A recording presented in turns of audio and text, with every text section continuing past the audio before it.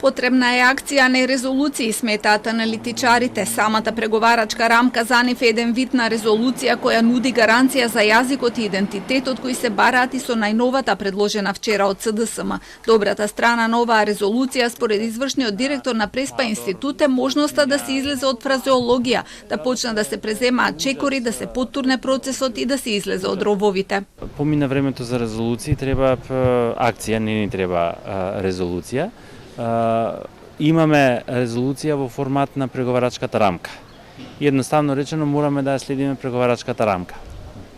Добрата страна од резолуцијата е дека инсистира на тоа да не стоиме во место и да не го губиме времето. Ако ги погледнеме елементите на билатералните договори, на прашањето за јазикот и така натаму, тоа е веќе затворена работа не еднашка, во повеќе наврати.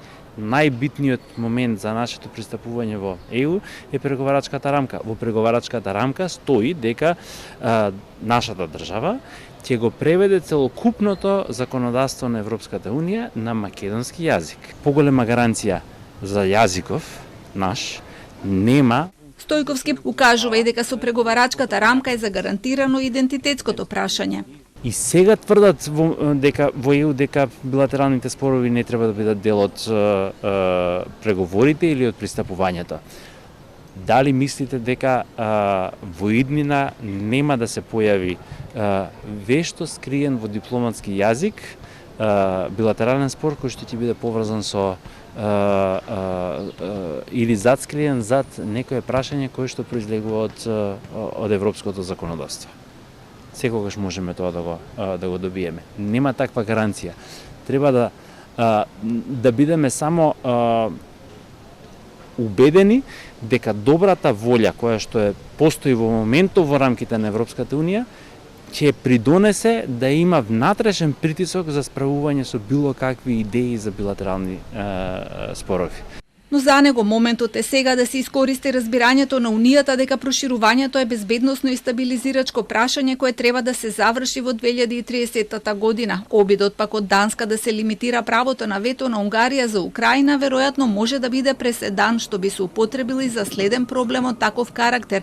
И затоа ова е момент сите партии да се договорат околу ова прашање, затоа што вели гаранција за европската приказна не може да биде ниту една партија. Премиерот и денеска повтори дека резолуцијата ќе ја коментира по изборите, но нема намера да размислува за уставни измени без гаранции.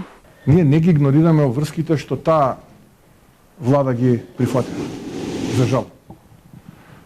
Но исто така, не гледаме дека нашиот источен сосед прави нешто во насока на испорака на нивните обврски.